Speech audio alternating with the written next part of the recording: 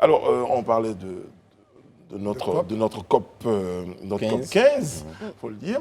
Alors, de façon très concrète, vous avez dit tout à l'heure, c'est une conférence. La Côte d'Ivoire va abriter une grande conférence. Il y aura des pays qui viendront du reste du monde. La Côte d'Ivoire donc va accueillir le reste du monde en matière d'environnement. Et ça donnera lieu à quoi? À des conférences, à des échanges, il y aura des actions de sensibilisation. Et qu'est-ce que la Côte d'Ivoire gagne à organiser cet événement? Tous ces détails, monsieur le ministre. Au fond, il y a quoi au sein de cette COP 15? C'est quoi en fait? Vous savez, la Côte d'Ivoire donc a accepté d'organiser cette COP pour plusieurs raisons. Très bien. L'économie de la Côte d'Ivoire repose sur l'agriculture. Alors, lorsque nous avons regardé, on s'est dit, aujourd'hui, les sols qui ont permis à la Côte d'Ivoire, à un moment donné, de dire que l'économie repose sur l'agriculture, les sols ont commencé à se dégrader. Ils sont en danger. Au point où on ne fait que de l'agriculture extensive. Aujourd'hui, il faut penser autrement. Il faut penser autrement, il faut faire l'agriculture intelligente. Et quand on a fait donc, toutes ces analyses, on s'est dit, la Côte d'Ivoire va organiser donc, cette COP. Tous les experts donc, du monde entier sur la désertification seront en Côte d'Ivoire pour réfléchir donc, sur ces questions. Mais ce qui est intéressant et ce qui est important pour la Côte d'Ivoire, c'est qu'au sortir donc, de cette COP, qui généralement, les gens disent que quand on sort d'une COP, c'est fini, bon, les gens viennent, ils prennent leur avion, ils s'en vont. Mais au sortir de cette COP, la Côte d'Ivoire va en tirer profit.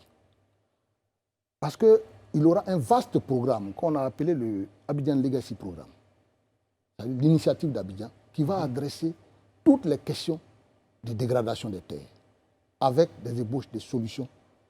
Et ces solutions-là, des solutions de restauration des terres, pour permettre à l'agriculture de reprendre sa place.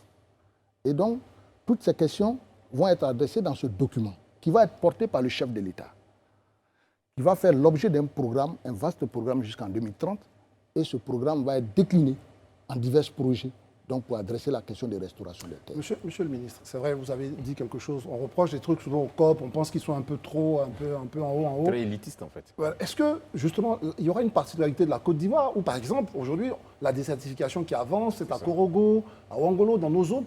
Est-ce qu'on va avoir le paysan de maïs ou de sorgho qui est là-bas, qui va avoir une place, qui va avoir une table, une place à votre table, ici à Abidjan? Ça peut être une particularité. Est-ce que ça, on y pense? Ah oui, bien sûr, bien sûr. Cette COP, il aura donc des thématiques qui vont être développées au cours de cette COP. Il aura des jeunes, il aura le forum des jeunes. Il va y avoir le forum des femmes qui vont s'exprimer parce que vous savez, généralement, c'est les femmes donc, qui font l'agriculture, qui sont des actrices donc, de l'agriculture. Donc ces femmes vont s'exprimer. Elles auront donc des stands pour s'exprimer et pour faire donc, des débats avec d'autres pays. Avec d'autres pays qui ont partagé les expériences avec ces pays-là. Il y aura le forum des femmes, il y aura le forum des jeunes. Et généralement, vous savez, les ONG sont très associées donc, à ce type d'événements. Donc, toutes les ONG qui adressent donc, la question donc, de l'environnement, qui travaillent sur la déforestation, qui travaillent sur les agro-pastorales, etc., seront présents donc, à cette COP.